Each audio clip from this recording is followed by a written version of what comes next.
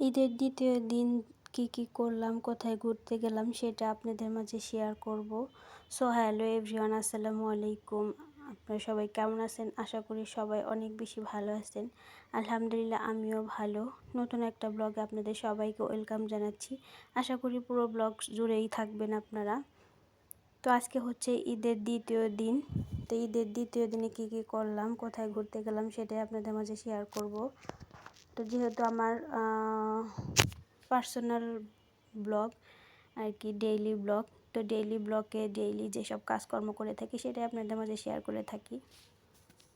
তো আমার যদি বিছনা অগোছালো থাকে আমার খুব মেজাজ খারাপ হয়, আমার খুব খিটবিট লাগে, খারাপ লাগে। তো আমি সবসময় চেষ্টা করি অন্তত বিছানাটা সবসময় গুছিয়ে সুন্দর করে চাদর বিছালে একদম টান টান করে রাখার জন্য। তো বাচ্চা কাচ্চাওয়ালা ঘর এরকম সবসময় টান টানা থাকে না, তবে আমি দিনের ভিতরে অনেকবার বিছনা ঠিক করি। মানে যখনই ওরা উল্টাপাল্টা করে ফেলে তারপর পরে আমি ঠিক করে নিই।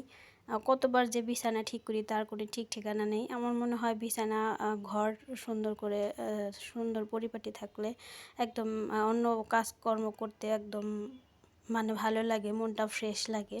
তো সেই জন্য সবসময় মানে সবসময় চেষ্টা করি যে ঘরটা আগে সুন্দর করে পরিপাটি করে তারপর অন্য কাজকর্ম করার জন্য। তো ঘরটা সুন্দর করে গুছিয়ে নিয়েছি। তারপরে যে কালকে শাড়ি পরেছিলাম, তো শাড়ি পরে তো অনেক বেহাল দশা হয়ে গিয়েছিলো। তো যাই হোক সেগুলা খুলে এনে রেখে দিয়েছিলাম, সেগুলা সবগুলা ভাঁজ করে নিলাম। তো ভাঁজ করে রেখে দিব। তারপর হচ্ছে তো দুপুরে খাবার দাবার খেয়ে তারপরে বিকালবেলা আমরা একটু বেরোবো। তো কালকে শাড়ি পরে শিক্ষা হয় নাই আমার, আজকে একটা কাপড় সুতি কাপড় পরেছি। এটা হচ্ছে কাতানের ভিতরে, কালারটা কিন্তু অনেক বেশি সুন্দর, আকাশি কালার, আমার অনেক বেশি ভালো লাগছে। তো আজকেও কাপড় পরে নিলাম, শাড়ি কাপড় পরে নিলাম। আজকেও একটু বাইরে বের হব, বেশি দূরে কোথাও যাব না, কাছেই বাসার নিচেই তো একটা মাঠ আছে, সেখান দিয়ে একটু ঘুরে আসবো। তো আজকের ওয়েদারটা অনেক বেশি ভালো ছিল, একদম মেঘলা মেঘলা। দুপুরে তো একটু বৃষ্টি পড়েইছে। এই তো তারপর বের হয়ে পড়েছি। ঘোরাঘুরি করতে কার না ভালো লাগে, সবারই ঘোরাঘুরি করতে ভালো লাগে, তবে আমার একটু বোরিং লাগে, একটু মানে রেডি হতে আমার একটু বিরক্ত লাগে, মানে আলসেমি লাগে। তো রেডি হয়ে বের হলে পরে কিন্তু ভালো লাগে। তো আমার সচরাচর এরকম মানে রেডি হওয়ার আলসিতে বাহিরে বের হতে মন চায় না, একদমই আলসেমি লাগে। আমার মতো কে কে এরকম আলসা মানুষ আছে আপুরা, আপনারা একটু জানাবেন।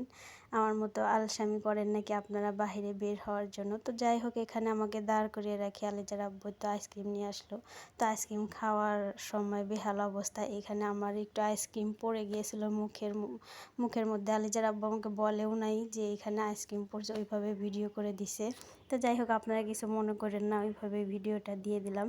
তো যাই হোক, এখানে একটু ঘোরাঘুরি করে তারপরে বাসার দিকে চলে যাব। দূরে কোথাও যাই নাই, বাসার কাছেই, এখান দিয়ে একটু হেঁটে গেলাম। যেহেতু অনেক পরে বের হওয়া হয়েছে, সন্ধ্যার একদম আগে, সেজন্য দূরে কোথাও যাওয়া হয় নাই। তো আজকের ভিডিওটা কিন্তু এই পর্যন্তই ছিল। সবাই ভালো থাকবেন, সুস্থ থাকবেন। এতক্ষণ আমার ভিডিওর সাথে থাকার জন্য আপনাদের ধন্যবাদ। আল্লাহ হাফেজ।